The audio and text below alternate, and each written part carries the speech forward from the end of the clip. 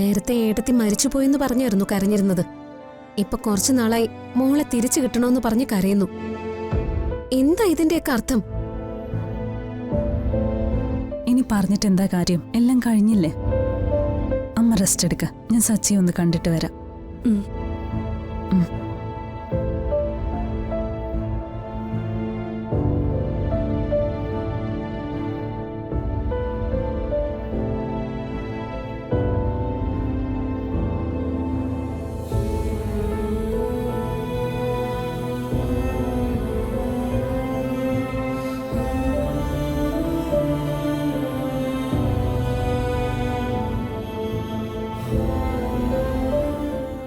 സച്ചി, എന്താ ഇത്? കൊച്ചുകുട്ടികളെ പോലെ. ഇത്രയും നാളും ഈ വേദന ഞാൻ മാത്രം അനുഭവിച്ചാൽ മതിയായിരുന്നു. ഇപ്പതാ അമ്മയും ഞാൻ അനുഭവിക്കുന്ന അതേ രീതിയിൽ തന്നെ ഉരുകി തീരാൻ പോവാ. സ്വന്തം മകള് ജീവിച്ചിരിപ്പുണ്ടെന്ന സത്യം ആരോടും പറയാൻ പറ്റാതെ മനസ്സിൽ അടക്കി പിടിച്ച് ജീവിക്കേണ്ടി വരുമ്പോ ഏതമ്മയായാലും മനസ്സൊന്ന് പതറിപ്പോവും. ഇതിനൊരവസാനം കാണണമെങ്കിൽ സച്ചി ഒരു തീരുമാനം എടുത്തേ പറ്റൂ. ഞാൻ എന്ത് ചെയ്യണം? ഒന്നും ഓർമ്മയില്ലാത്ത എന്റെ അർച്ചനെ ബലമായി പിടിച്ചോണ്ട് വന്നാൽ അതെല്ലാത്തിനും പരിഹാരമാവോ? എങ്കിൽ ഈ നിമിഷം അത് ചെയ്യാൻ ഞാൻ തയ്യാറാ.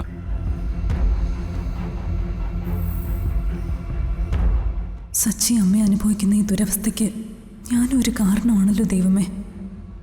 അർച്ചനയ്ക്ക് ഓർമ്മ കിട്ടിയെന്ന സത്യം ഇപ്പൊ സച്ചിയോട് തുറന്നു പറഞ്ഞ എല്ലാ പ്രശ്നവും തീരും. പക്ഷെ ഗോകുൽ സാറിന്റെയും ഗൗരിമോളുടെയും ജീവിതം അവിടെ അവസാനിക്കും. ഗൗരിമോളുടെ അസുഖം മാറി പൂർണ്ണമായ ആരോഗ്യത്തിലേക്ക് തിരിച്ചു വരുന്നത് വരെ ഈ സത്യം സച്ചിയോട് പറയാനും ആവില്ല. വക്കീൽ എന്താന്നും പറയാത്തെ? ഇനിയുള്ള കാലവും അവക്ക് വേണ്ടി വെറുതെ പ്രതീക്ഷിച്ച് മനസ്സുരുകി ജീവിക്കണോ ഞാനും അമ്മയും?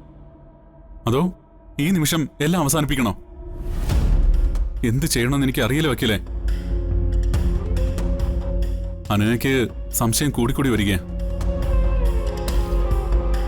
പെട്ടെന്ന് അമ്മയ്ക്ക് ഇങ്ങനെ വരാൻ എന്ത് പറ്റിയെന്നാ അവൾ ചോദിക്കുന്നത്. അവളോട് സത്യം പറയണോ അതോ കള്ളം പറയണോ? എനിക്കറിയില്ല. ജീവനോടുണ്ടെന്ന് അവളോട് പറഞ്ഞാൽ അവളത് എല്ലാവരോടും പറയും. പിന്നെ അവരെല്ലാം മനപ്രയാസപ്പെടുന്നത് ഞാൻ കാണേണ്ടി വരും. മറ്റൊരു സാഹചര്യത്തിലായിരുന്നെങ്കിൽ അർച്ചനെ നേരിട്ട് പോയി വിളിച്ചോണ്ടുവരാൻ ഞാൻ പറഞ്ഞേനെ. പക്ഷേ ഗൗരിമോളുടെ ഇപ്പോഴത്തെ അവസ്ഥ സച്ചിക്ക് അറിയാവുന്നതല്ലേ? സച്ചി ഒന്ന് ആലോചിച്ച് നോക്ക്. എനിക്ക് ആലോചിച്ചിട്ട് ഒരെത്തുംപിടിയും കിട്ടുന്നില്ല. ഭ്രാന്ത് പിടിച്ചതുപോലെ മനസ്സിങ്ങനെ കറങ്ങിക്കൊണ്ടിരിക്കുക. അമ്മയുടെ ഈ അവസ്ഥയ്ക്ക് എത്രയും പെട്ടെന്ന് എനിക്കൊരു പരിഹാരം കണ്ടേ പറ്റൂ. ഇനി ഈ അവസ്ഥയിൽ അമ്മയെ മുന്നോട്ട് വിടാൻ പറ്റില്ല. സച്ചി വിഷമിക്കാതെ.